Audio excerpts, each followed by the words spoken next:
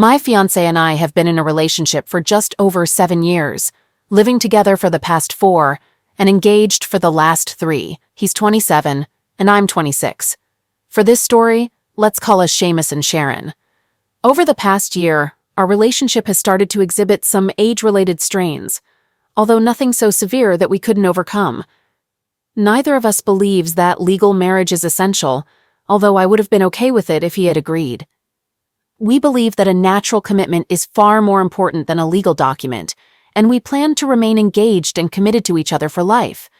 Additionally, we intended to start having children within the next 12 to 18 months. Our issues arose from Seamus's workaholic tendencies. This began affecting our intimacy. When we initially got together, we were intimate all the time, sometimes multiple times a day. This decreased to about 3 times a week around the 3rd year, and last year it was more like 2 times a week. Now we're down to less than 2 times a week, and sometimes we go more than a week without intimacy. My desire for Seamus remains as high as ever, but his desire for me has plummeted due to his work commitments. He acknowledged that the stress and exhaustion from his job were causing issues, but didn't take any action to address it. Last year he received a promotion to assistant manager. This new position came with a higher salary, but considering the long hours he puts in, he's actually earning less per hour than before. It's hard to see how that's a promotion.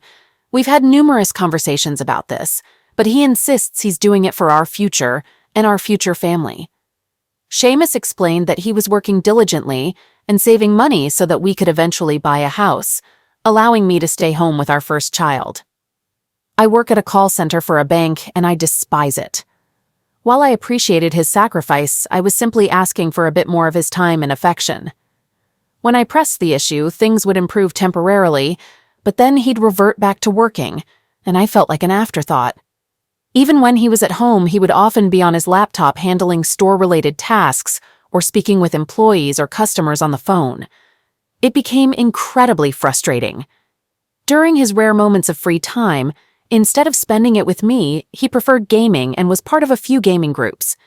He mentioned that gaming was a stress reliever for him and encouraged me to join, but it wasn't something I was interested in. I sensed that even though he still loved me deeply, something was missing in our relationship, and we appeared to be growing apart. This brings me to the current situation. As I mentioned earlier, I work at a large call center where some of my colleagues are involved in open relationships or marriages. They claim that it has significantly improved their love lives. One of my coworkers, whom I'll refer to as Jessica, had extensive conversations with me about this topic. About a month ago, she mentioned that she and her husband were interested in exploring an open relationship involving both Seamus and me. She admitted that she found Seamus very attractive, and her husband thought I was quite appealing. I firmly declined this proposition because we were friends outside of work, and the idea felt unsettling. Additionally, considering we worked in the same department, it could potentially lead to tension and HR-related problems. Despite my clear rejection, she occasionally brought up the topic, causing me to distance myself from our friendship. I couldn't help but see her differently once I learned of her interest in Seamus. While we still had lunch together at times, we no longer spent time together after work. Several weeks ago, Jessica informed me that the IT guy responsible for our department was in an open relationship with his wife. He's an attractive older man, perhaps in his very late 40s, and he's a kind, soft-spoken person who's in excellent shape.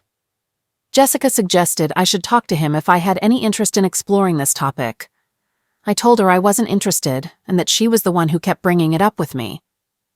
However, several days later, this man, whom I'll call Taylor, approached me in the break room and asked if he could join me. I agreed, and he took a seat. We engaged in small talk for a while, and then he mentioned that Jessica had informed him that I might be open to the idea of an open relationship. I was taken aback because I couldn't believe Jessica had the audacity to share something like that after our conversation. I explained to Taylor that I wasn't really interested, and clarified that Jessica, along with a few others, had been discussing this concept with me, but it didn't pique my interest. Taylor suggested I should consider it, emphasizing that it can be quite healthy and beneficial for a relationship. He also mentioned that if I ever became interested, he would be honored to explore that path with me. I felt somewhat offended, but his approach was so calming and considerate that I didn't take it as an offense. I simply smiled and thanked him, saying I would keep it in mind if I ever changed my perspective. We continued our small talk for the remainder of the break. Later that afternoon, I found myself pondering my conversation with Taylor. I thought to myself that if I were ever to consider an open relationship, he would be an ideal partner for it. He appeared very mature and respectful, plus he's married with kids, so there's no risk of anything more happening, as he made it clear he loves his wife and children. Of course, I feel the same way about Seamus. He's my soulmate, and even if we were to explore such a thing, my love for him would remain unchanged. When I returned home that night, Seamus called and informed me that he would be working until 8:30 p.m. because someone had called out sick at the last minute. I was quite upset about this because he was originally supposed to be home by 5, and we had plans for a romantic dinner and a special evening together. He apologized and promised to make it up to me when he got home. However, that night he didn't arrive until after 9, and when he did, he was completely exhausted and just collapsed on the couch. I was so frustrated that I left him sleeping there and went to bed. Around 3 a.m., he came into the bedroom, kissed me, but I pretended to be asleep. I was just so upset by his apparent disregard for me. The following morning, he left for work early and gave me a quick peck on the lips, but I didn't respond with a kiss. Later in the morning, he called to apologize once more for the previous night, but then immediately mentioned that his district manager had made a surprise visit to their store. He explained that he and his manager would be going out to dinner with him after work. I responded sarcastically, telling him to share something I wasn't already aware of. He inquired about what I meant, and I pointed out his habit of returning home late. I asked him when was the last time he came home at a reasonable hour. He concluded the call by expressing his love for me. All I managed to say was, "All right, bye," before hanging up. I was visibly upset, so I requested an early lunch break, which my manager approved. While I was in the lunchroom, Taylor noticed my distress and came over to sit with me. He could tell that I was quite upset and began talking to me in his soothing manner. By the end of my break, I felt considerably better. Before we returned to work, he invited me to join him and some of his IT colleagues for happy hour. He suggested it would be beneficial for me to go out and not spend the evening alone at home. Feeling somewhat obliged since Taylor had cheered me up and made me feel better, I agreed to go with him to happy hour. During our time there, we had a great conversation. We discussed his marriage in detail and how he and his wife were going through something similar to Seamus and me. Taylor mentioned that opening up their relationship had actually saved their marriage, and they are still happily together to this day. After we left happy hour, I felt that tonight might be a good time to broach the subject with Seamus and gauge his reaction. Seamus arrived home around 9, and I asked him about his meeting with his district manager. He said it went well. Then he inquired about how my evening at happy hour went, and I told him it was fine, but admitted that I would have enjoyed it much more if he had been there with me. I chose not to reveal that I had been there alone, engaging in a conversation with another guy, even though it was innocent. When there was a pause in our conversation, I brought up the topic of 5 people I work with who are in open relationships. Seamus hadn't heard about this before and asked if it was about people sleeping around with others while staying together. I replied, "Yes, something like that." He expressed his disapproval, calling it both stupid and disgusting, and suggested that those in such relationships should simply break up to be free to sleep with whomever they desire. I explained that the purpose of these relationships wasn't to encourage infidelity, but rather to strengthen the bond between couples. He found this idea ridiculous and asked for an explanation, to which I had no response. That's when I mentioned Jessica and her husband. He questioned if I was joking, and I assured him I wasn't. He wondered why I hadn't told him about this earlier, and I admitted I was afraid he might not want to spend time with them. He conceded, saying he wouldn't be hanging out with them anymore because he found it distasteful. After that, he continued probing with more questions about the topic. He asked for my opinion on it, and I replied that if it worked for those involved, then it was their choice. He further inquired if I would ever consider something like this, and I clarified that I would only do it if he were in agreement. He seemed surprised by my response and repeated, "So you're telling me that if I agreed to this, you would do it?" I confirmed, "Yes, but only if you agree to it." His reaction was simply, wow, okay," accompanied by a somewhat perplexed look. Our conversation ended when he received a call from his dad and spoke with him for nearly 20 minutes. Afterward, we started making out and had a special night together, a refreshing change. However, during the following week, Seamus consistently worked late, sometimes past 7 p.m., due to a sudden employee resignation without notice. Feeling frustrated, I decided to join Taylor for a drink again. We headed out right after work and stayed until 7 p.m. During this time, we delved deep into discussions about open relationships and how such an arrangement might work for both of us. I must admit, our conversation ventured into some sensitive territory, crossing boundaries, but it remained purely conversational. Afterward, I ordered takeout from the bar for Seamus and me and returned home without informing Seamus about my time with Taylor. For the subsequent week, things appeared to be improving between Seamus and me. Although he still worked late, he managed to get home before 7 p.m. We had plans for a nice dinner on Thursday to celebrate our 7th year together. However, the night before, Seamus informed me that his regional manager was coming in the next day and had scheduled an unexpected operations review. He apologized and suggested that we postpone our anniversary celebration to Friday. I could tell he sensed my disappointment, but I reluctantly agreed. He also mentioned that he needed to spend the evening in our home office to prepare for the following day, which meant he couldn't join me for our planned TV time. I felt extremely upset and just overall frustrated by the situation. The next morning, he woke up before 5 a.m. and left the house around 6 a.m. He kissed me goodbye and mentioned that he might not be back until after 9 p.m. because the regional manager had plans to take him and his manager out for dinner. I replied with an understanding, okay, as it was what I had anticipated. Before he left, I asked him if he promised to take me out the next day, and he assured me that he would be home by 5 p.m., no matter what. We shared another kiss, and he departed. Throughout my workday, I couldn't help but dwell on the prospect of spending yet another evening alone. Just as my shift was concluding, I received a chat message from Taylor, asking if I'd like to join him for a drink after work.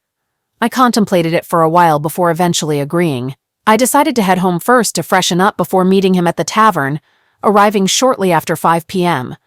Our outing lasted until nearly 8:30 p.m. While I was at the tavern with Taylor, Seamus sent me a text message asking, "Where are you?" My response was a simple, "I'm at the tavern with some people from work," which was technically true since there were a couple of colleagues from the loan processing department sitting at the bar. Following that, I inquired about how things were going with his regional manager, to which he replied, "Fantastic, absolutely fantastic." I responded with, "Great, see you later." I must admit that some of the conversation Taylor and I engaged in that evening was highly inappropriate and deeply personal. We discussed topics such as preferences and positions, among other things. Towards the end of the night, he began to touch and hold my hands until I withdrew them. Then, as he walked me to my car, he surprised me with a long hug, followed by an unexpected kiss on the lips. The kiss caught me off guard, and though I didn't voice my discomfort at the time, I believe he picked up on my body language and realized I didn't appreciate it. I left for home, eagerly anticipating seeing Seamus and discussing his meeting and dinner with the regional manager. However, when Seamus arrived home, he behaved normally, except for the fact that he didn't come over to kiss me as he usually did. I inquired about how his meeting with the regional manager had gone, and he responded with, "Great," without elaborating further. He then asked about my workday, and I described it as the usual. Non-stop calls and high stress. His next question was about happy hour and who had attended. I replied that it was fine and that it consisted of people from the IT department, most of whom he hadn't met.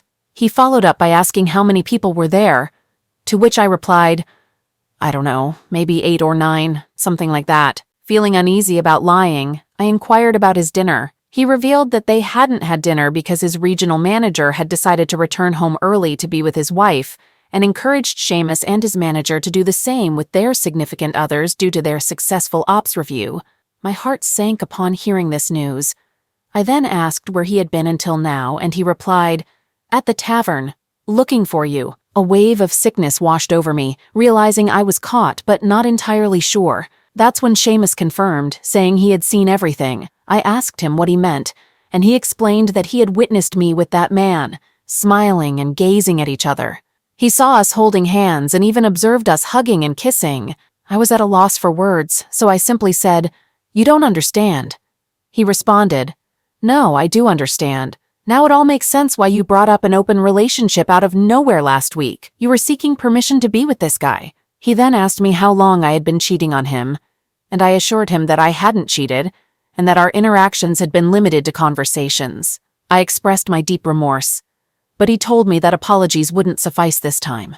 His voice trembled as he mentioned how I had shattered his trust and broken his heart. Overwhelmed with guilt, I began to cry and continued to apologize, but he refused to listen. He said he was leaving to stay with his dad for a while, and I pleaded with him not to go, begging for his forgiveness. However, he remained resolute. He departed, and I called him while he was en route to his dad's house.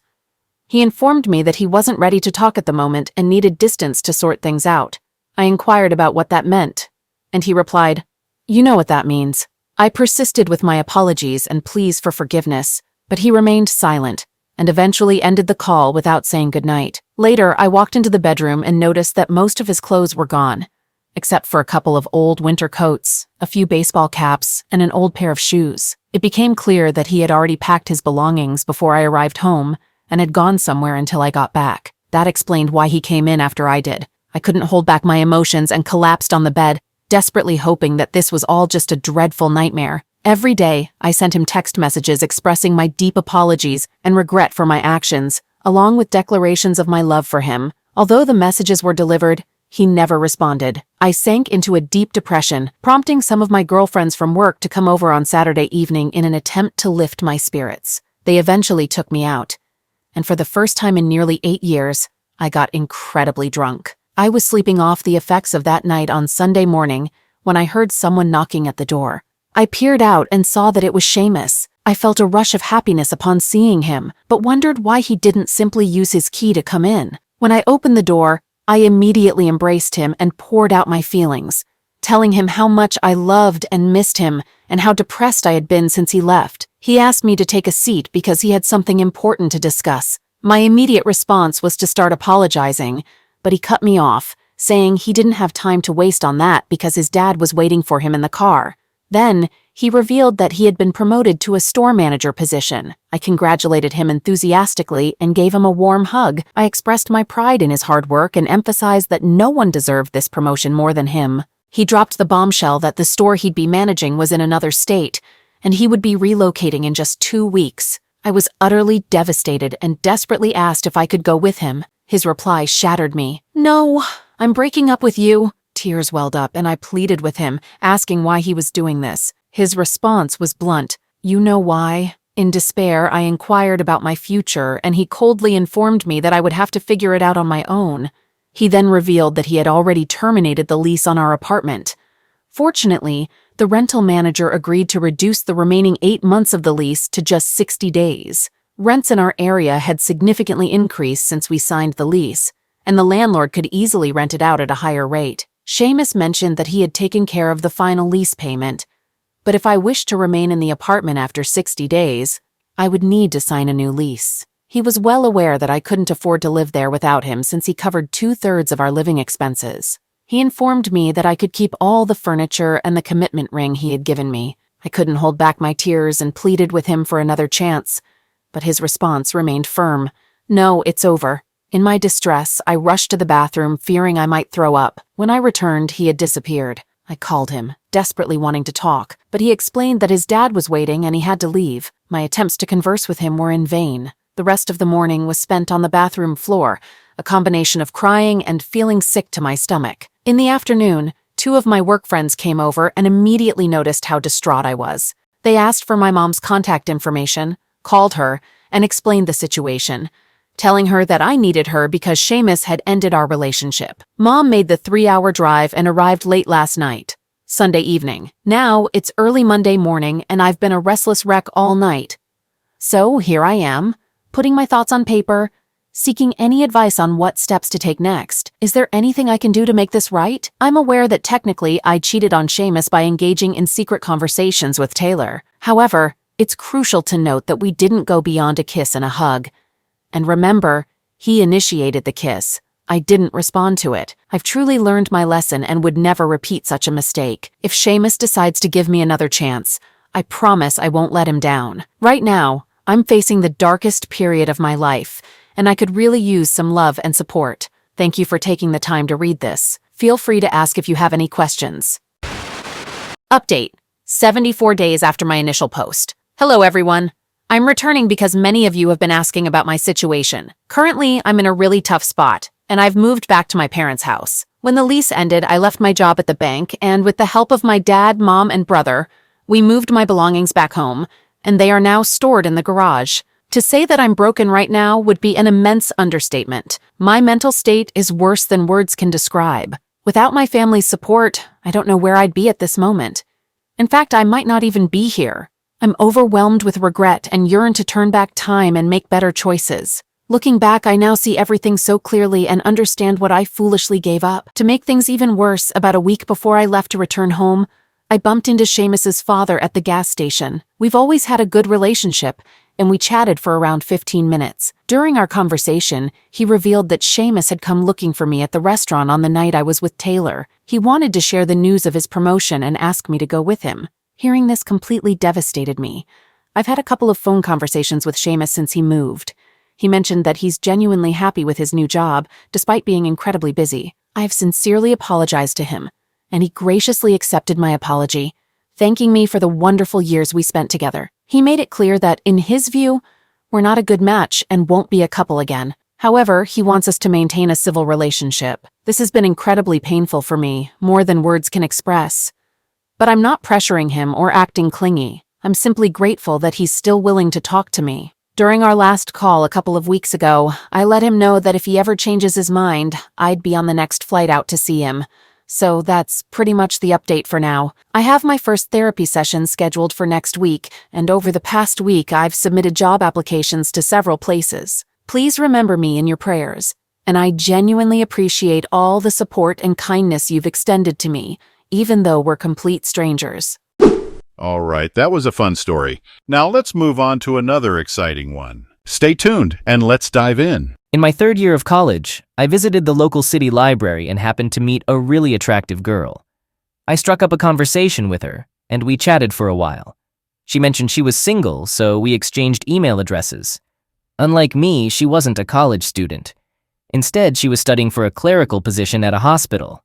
We exchanged emails for a bit, but it was a challenge to find a suitable time for a date since she was always working, and I had my school commitments. Eventually, I discovered that she was going through a tough time with her ex-boyfriend.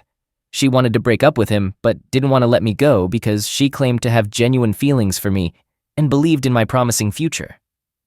Our casual dating began a few months after that fateful library encounter.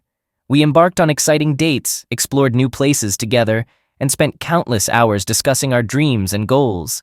The more time we shared, the more I realized how much I cherished her companionship. We shared many laughs, and she possessed a remarkable ability to brighten even my darkest days. After a couple of months of casually dating, I started noticing that our time together was increasing significantly. It felt like we were already in an unofficial monogamous relationship, and I was perfectly fine with that. My feelings for her had deepened, and I could sense that she felt the same way about me. Although we both had separate living spaces, we had plans to move in together once my current lease expired. It seemed like a natural progression for our relationship, and we were both enthusiastic about sharing a home. She explained that she had cut ties with her ex-boyfriend after their breakup due to his irresponsible behavior. He refused to pay rent and had children from different women. While her past was somewhat troubling, I trusted her judgment and believed she had made the right choice. However, as our relationship developed, there were instances when I couldn't shake the feeling that she was hiding something. She occasionally didn't answer her phone or took an unusually long time to respond to my texts, leaving me feeling frustrated and anxious. I tried to dismiss these concerns, thinking that perhaps she was simply busy or preoccupied with other matters. But after days of uncertainty, I finally gathered the courage to address the issue directly. I wanted her to be open and honest with me. When I confronted her, she disclosed that her ex-boyfriend was stalking her. It was an astonishing revelation, and I found myself torn between believing her story or not. My mind was filled with doubts and questions. Despite my uncertainty, I decided to approach her explanation with caution. One day, as I was returning from a friend's house, I had a hunch that she might be at home, so I decided to pay her a visit. It wasn't meant to be a surprise. In those days, we didn't have cell phones like we do now, and I had dropped by unannounced a couple of times before. As I approached the door of her apartment, to my astonishment, I encountered a man exiting her place. He was carrying a large box, and we passed each other in the hallway. I couldn't help but feel startled by this discovery, particularly since she had previously informed me that he was stalking her. It didn't add up to me that she would permit him into her apartment if their relationship was genuinely hostile. She assured me that he had come to retrieve his belongings, and the supposed stalking was due to some of his property still being in her possession. However, as she continued to assert this explanation, I couldn't help but begin to question whether she might be manipulating the truth. The whole situation appeared dubious, and I couldn't shake the persistent suspicion that there might be more to the story than she was disclosing. At that point in our relationship, I found myself at a crossroads, uncertain if I could place full trust in her. As the semester drew to a close, our impending plan to move in together approached, but my doubts lingered. Following the incident with her ex-boyfriend, she became remarkably affectionate, going the extra mile to express her love through cooking for me and thoughtful gifts. Part of me suspected that she might have sensed my uncertainty and was attempting to rekindle our romance. I must admit, I was easily swayed by such gestures, and over time, she slowly began to regain my trust. As we took the step of moving in together and our relationship deepened, I believed everything was going smoothly. However, one unexpected day, she brought up the idea of an open relationship out of nowhere. I was taken aback, as I had never contemplated such an arrangement before. She spoke about the potential freedom and liberation it could offer, but I was unsure how to respond.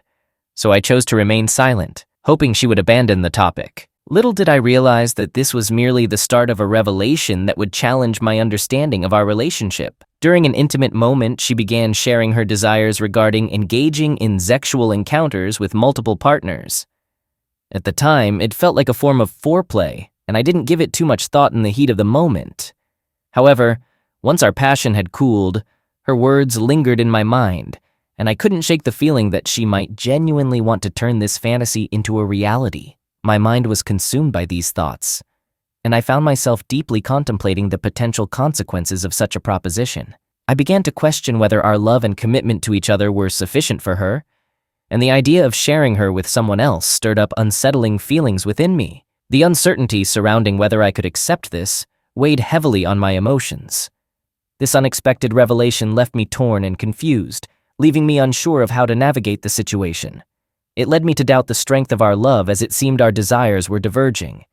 As I grappled with my emotions, I recognized the need to take some time to process everything before making any decisions about our future.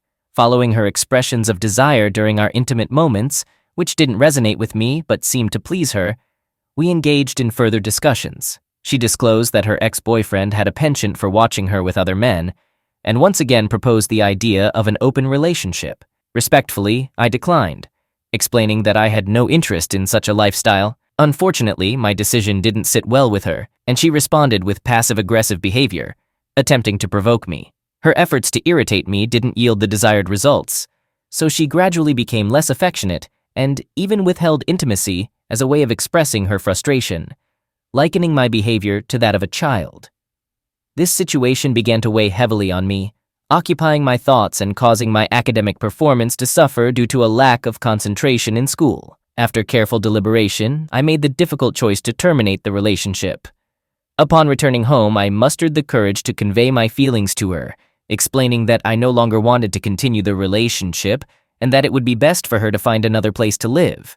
Regrettably, her reaction was marked by anger, and she resorted to physical aggression, accompanied by hurtful name-calling and desperate pleas in an attempt to change my decision. However, I had already resolved to move forward with my studies and focus on my future, believing that there was no room for such drama in my life. The next day, she startled me by claiming to be pregnant. I approached this claim with skepticism, wondering if it might be a tactic to manipulate me into reconsidering our breakup. Nonetheless, she sent me photos of pregnancy test results, seemingly attempting to validate her assertion. Despite this evidence, I remained resolute in my choice to end the relationship, as I couldn't shake the nagging suspicion that she might have obtained the results from various sources to deceive me. As time went on, the situation became more worrisome. 2 months later, she messaged me, telling me that she had missed her period once again. Then, 4 months later, she sent me a photo of her growing baby bump. During this period, mutual friends informed me that they had seen her with other men, including her ex-boyfriend. This led me to consider the possibility that I might not be the father of her child. However, I couldn't ignore the fact that we had engaged in unprotected intercourse around the time of her pregnancy. Though I usually use a protection, there was still a chance that something might have gone wrong, adding to my uncertainty. Given that I was in my final year of college and quite young, I felt unsure about how to handle the situation. Nevertheless, I was aware that if the child was indeed mine, I had a responsibility to step up and be a responsible father. Throughout her pregnancy, she vehemently asserted that the child could only be mine, despite my lingering doubts about her involvement with other men during our relationship. Reluctantly, I went along with her claims. Coincidentally, I happened to be out of town when the baby was born, and she tried to reach me. However, this was in a time before cell phones were prevalent, so communication was limited. I had traveled to a different city with a college friend for a weekend getaway, partly to avoid being at home during the birth, as I had growing doubts that the child might not be mine. After the baby's birth, I visited them a few times in the following weeks. Not long after that, my parents told me that she had come to their house and introduced the baby as their new grandson. They were thrilled and looking forward to being grandparents. However, I had to stop everything and explain to them that I was quite certain the child was not mine. The moment I saw the baby, I felt no connection whatsoever. Though it was a baby, I didn't see anything in the child that resembled me in any way. Since she was already receiving government assistance, the state mandated a paternity test. This is a routine procedure when someone is receiving state or government aid, like food stamps, as they need to identify the father for child support purposes. Given the circumstances, I decided it was best to proceed with the paternity test as scheduled. When the paternity test results came back, they showed that there was less than a 1% chance that the child was mine. With this conclusive evidence, I decided to make a clean break and move forward. The 2 times I saw her afterward, which was over 20 years ago now, she appeared almost tearful as she tried to apologize for what she had put me through back then. Through word of mouth, I eventually learned who the real father was, and it turned out to be her ex-boyfriend.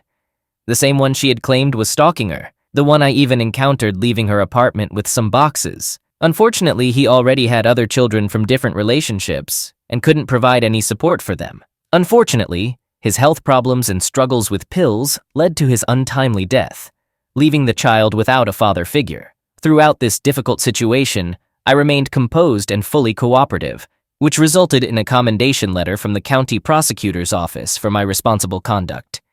It was evident that she pursued me because I was in college and had a promising career ahead. I genuinely believed that she thought the child was mine.